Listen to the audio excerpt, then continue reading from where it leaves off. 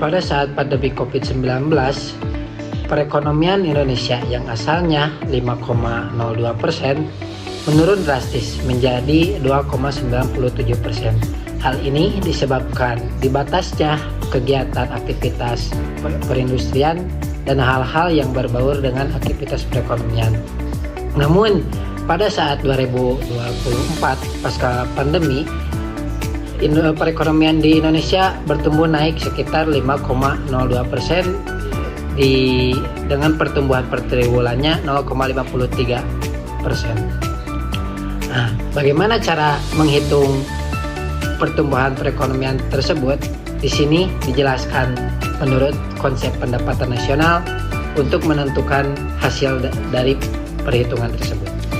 Maka dari itu, dalam kesempatan kali ini kita akan membahas tentang konsep pendapatan nasional dan bagaimana cara penerapannya di ekonomi di negara Indonesia kita. Mari kita bahas tentang konsepnya. Sebelum ke pembahasan tentang bagaimana cara menghitung pendapatan nasional tersebut, kita perlu mengetahui apa pengertian dari pendapatan nasional tersebut. Pendapatan nasional adalah total pendapatan yang diperoleh oleh seluruh faktor produksi milik warga negara atau suatu negara dalam periode tertentu. Biasanya dalam satu tahun, konsep ini mencerminkan tingkat kesejahteraan ekonomi yang digunakan untuk menilai pertumbuhan antar negara dan pemerintah dalam bidang ekonomi. Ya, singkatnya seperti ini. Karena salah satu yang menjadi tolak ukur apakah ekonomi atau kebijakan yang diambil oleh pemerintah itu efektif atau tidak untuk pertumbuhan ekonomi selanjutnya di negara itu. Jadi guna dari pendapatan nasional ini, kita bisa mengetahui sampai mana melalui perhitungan tersebut pendapatan yang dianggap paling bisa mencerminkan indikator tersebut. Nah, kenapa perlunya konsep pendapatan nasional di suatu negara? Karena salah satunya, hal ini sudah dijelaskan tadi, menjadi tolak ukur apakah pembangunan ekonomi atau kebijakan yang diambil oleh pemerintah tersebut efektif atau tidak untuk kemajuan ekonomi negaranya. Jadi singkatnya, kita bisa mengetahui bagaimana masyarakat sejahtera di negara tersebut sampai mana melalui perhitungan pendapatan nasional lah yang dianggap paling bisa mencerminkan untuk indikator tersebut. Nah, karena pendapatan nasional ini sifatnya terlalu umum gitu, karena ada yang bilang gitu, pendapatan nasional berarti pendapatan yang diraih oleh setiap orang yang ada di negara tersebut. Nah, karena banyak yang berbicara seperti itu, jadi pendapatan nasional itu masih dibilang terlalu umum. Nah, supaya tidak salah kaprah, mending kita gunakan istilah yang lebih spesifik dan lebih detail untuk penjelasan yang lebih baik. Jadi kalau kita berbicara tentang pendapatan nasional, setidaknya kita harus memahami komponen-komponen yang menjadi tentang pendapatan nasional itu tersendiri. Nah, dengan adanya informasi tentang komponen-komponen ini, kita bisa mengkomparasi negara mana yang lebih baik ekonominya dan negara mana yang masih lebih aman perekonomiannya atau lebih sejahtera. Nah, seperti itu. Dengan paham konsepnya, kita bisa punya data yang baik untuk mengkomparasi indikator-indikator tersebut. Yang pertama, komponen dari indikator pendapatan nasional itu ada yang disebut PDB, Produk Domestik Bruto, atau dalam istilah bahasa Inggrisnya itu GDP, Gross Domestic Bruto. Nah, apa sih itu PDB? PDB itu PDB sederhananya yaitu jumlah barang dan jasa dalam bentuk rupiah yang dihasilkan oleh penduduk suatu negara pada periode tertentu. Nah, jadi singkatnya, untuk pendapatan nasional dari perhitungan PDB ini, semakin tinggi pendapatan nasionalnya maka semakin produktif jumlah kemampuan untuk menghasilkan barang dan jasa tersebut. Nah, jadi kalau misalkan produktif suatu negara untuk membuat produk untuk membuat barang dan jasa, maka itu pendapatan nasionalnya akan semakin naik. Nah, bagaimana cara menghitung PDB ini? Cara menghitung PDB ini ada 3 cara. Yang pertama ada melalui pendekatan pengeluaran. Rumusnya yaitu Y sama dengan C plus I ditambah G ditambah X ditambah M. Nah, Y ini bisa dibilang pendapatan nasional, untuk C itu konsumsi, untuk I investasi, untuk G itu government ya, atau bisa disebut pengeluaran pemerintah, dan X itu ekspor, dan M impor. Nah, ini yang suka dipakai di Indonesia untuk menghitung PDB ini, menggunakan pendekatan pengeluaran. Yang kedua ada pendekatan penerimaan, yang dimana rumusnya itu adalah Y sama dengan W plus R plus ditambah I ditambah P. Nah, apa W dan I singkatan-singkatan ini? W itu adalah upah, R sewa, dan I suku bunga. Nah, kalau I kecil ini maksudnya suku bunga ya, beda dengan I besar. Kalau I besar itu termasuknya investasi. Dan P profit. Lalu yang ketiga ada pendekatan produksi. Pendekatan produksi rumusnya yaitu Y sama dengan nilai tambah dari masing-masing produksi. Jadi bagaimana untuk mencari nilai tambah dari masing-masing produksi? Nilai tambah, jadi rumus dari nilai tambah ini sama dengan nilai output dikurangi nilai input. Nah, atau bisa dibilang nilai akhir dari barang akhir. Nah, untuk apa sih manfaat dari perhitungan PDB ini? Nah, bisa dibilang tadi bisa dijelaskan dari awal, manfaat dari perhitungan PDB ini lebih ke membandingkan perekonomian antar negara, sejauh mana kekayaan dari negara tersebut, dan yang kedua juga untuk menentukan pertumbuhan nilai ekonomi suatu negara. Baik, lalu yang kedua ada tentang komponen yang kedua, PNB, Produk Nasional Bruto, atau dalam istilah bahasa Inggrisnya GNP, Gross National Product.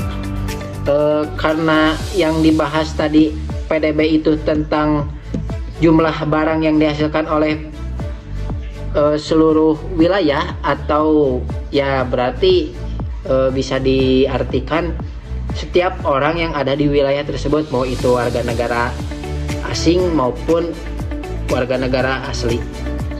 Nah, kalau PNB ini lebih ke perhitungan kewarganegaraan.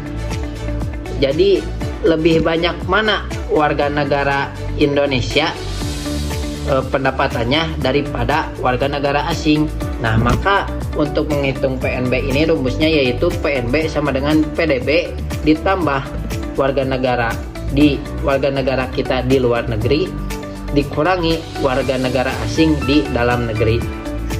Nah, untuk menghitung warga negara kita di luar negeri dan dikurangi warga negara asing di dalam negeri ini disebut pendapatan faktor neto luar negeri.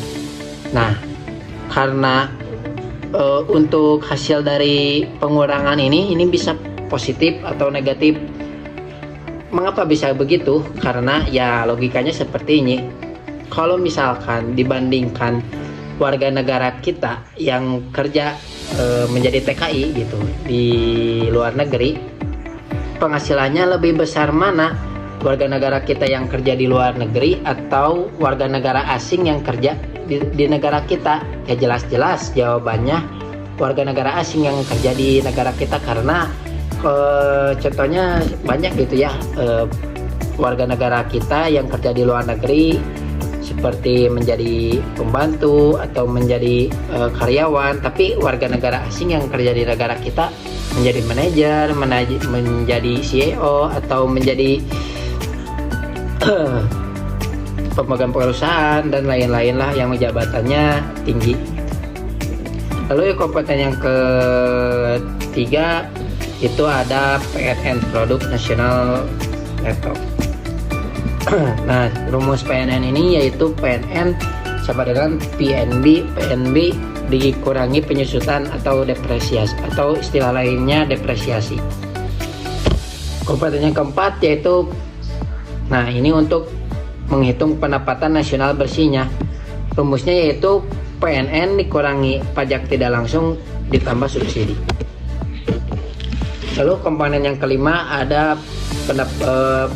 pendapatan perorangan. Rumus dari pendapatan perorangan ini, pendapatan nasional bersih dikurangi laba ditahan, dikurangi iuran asuransi, dikurangi iuran sosial, ditambah transfer payment, atau istilah lainnya yaitu pembayaran alihan. Lalu yang komponen terakhir ada pendapatan disposable, yang rumusnya yaitu pendapatan perorangan dikurangi pajak langsung. Nah, dengan mengetahui nilai pendapatan disposable ini, maka perhitungan komponen nasional, pendapatan nasional kita sudah terlihat. Cukup sampai sini. Nah, bagaimana contoh perhitungannya untuk menentukan pendapatan nasional ini? Saya di sini akan mengkasih contoh untuk bagaimana cara menghitung dari awal, yaitu komponen yang pertama produk domestic bruto ini. Nah, ini contoh soalnya misalkan di sini ada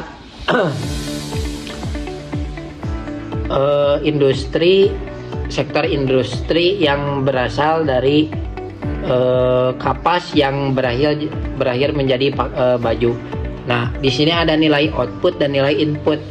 Karena kita menggunakan pendekatan produksi untuk menghitung PDB ini, maka dari awalnya nilai input kapas dari pertanian ini kan tidak ada, itu menanam sendiri. Nah, untuk menjual hasil nilai output kapas ini berjumlah 300 yang dijual ke pabrik benang. Nah, di pabrik benang karena masuk nilai inputnya 300, sudah menjadi benang, dijual benang tersebut harganya menjadi 400. Begitupun seterusnya sampai menjadi pakaian yang asalnya nilai output dari garment itu 800, ketika sudah menjadi pakaian harganya menjadi 1000. Nah, karena menggunakan pendekatan produksi itu sama dengan nilai tambah dari masing-masing industri. Nah, tadi industri kapas, industri pabrik benang, industri tekstil. Nah, jadi nilai output dikurangi nilai input tiap industri itu tersendiri. Nah, karena pertanian kapas ini nilai outputnya 300 dikurangi 0 sama dengan nilai tambahnya yaitu 300. Lalu pabrik benang nilai output 400 dikurangi nilai inputnya 300 jadi 100. Nah, tekstil 600 dikurangi 400 ini menjadi 200 ya.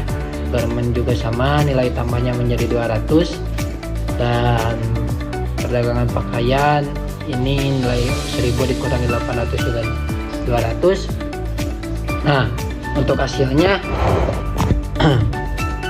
nilai tambah ini dijumlahkan untuk menentukan dari produk domestik bruto tersebut. 300 dikurangi 100 400 dikurangi 200 ditambah 200 menjadi 600 ditambah 200 800 ditambah 200 jadi 1000. Jadi total untuk penjumlahan domestik bruto ini berjumlah menjadi 1000 ya. Nah, karena di sini saya akan memberikan contohnya tentang cara penghitungan produk domestik bruto ini. Jadi untuk perhitungan PNB, untuk PNN dan yang sebagainya itu bisa dilanjutkan karena sudah ditentukan nilai PDB-nya tersebut. Nah, bagaimana penerapannya di Indonesia saat ini? Nah, pada saat tadi dijelaskan lebih dari awal, pada saat pandemi COVID-19 di tahun 2020 sampai 2023 itu pendapatan nasional Indonesia menurun drastis akibat pembatasan aktivitas ekonomi. Yang di sini mengalami PDB di Indonesia mengalami kontraksi negatif yang mencerminkan penurunan daya beli dan kesejahteraan masyarakat. Jadi pada saat COVID-19 itu penurunan daya beli masyarakat juga menjadi menurun karena dibatasnya aktivitas ekonomi, kita dilarang belanja keluar dan juga dilarang beraktivitas transaksi belanja seperti itulah. Lalu pada pemulihan pasca pandemi Covid ini pada saat di 2023 sampai 2022 sampai 2024, pemerintah mendorong belanja infrastruktur digitalisasi UMKM untuk meningkatkan produk domestik PDB ya bisa disingkat, yang berdampak pada naiknya pendapatan nasional. Nah, jadi pada saat tahun 2022 itu kebijakan pemerintah mengeluarkan bahwa supaya aktivitas ekonomi ini tetap berjalan, maka dibangunlah infrastruktur digitalisasi UMKM. Makanya pada saat Covid tersebut seperti toko-toko digitalisasi online seperti Shopee, Tokopedia, itu toko-toko online meningkat drastis gitu. Makanya banyak UMKM yang menjual dengan teknologi digitalisasi tersebut. Nah, mungkin jadi kesimpulannya untuk pembahasan kali ini, pendapatan nasional adalah alat penting dalam mengukur kesehatan ekonomi suatu negara di Indonesia, dan pendapatan nasional ini juga digunakan sebagai dasar dalam perumusan kebijakan ekonomi, pengukuran kesejahteraan masyarakat, dan evaluasi pertumbuhan ekonomi. Dengan memahami konsep ini, pemerintah dan kondisi global berdampak langsung pada kehidupan sehari-hari maupun kepada kegiatan masyarakat. Nah, seperti itu tentang konsep pendapatan nasional. Mudah-mudahan menjadi pembelajaran bagi teman-teman semua untuk memahami konsep pendapatan nasional ini dan bagaimana penerapannya di pertumbuhan ekonomi Indonesia saat ini. Mungkin sekian dari saya. Wassalamualaikum warahmatullahi wabarakatuh.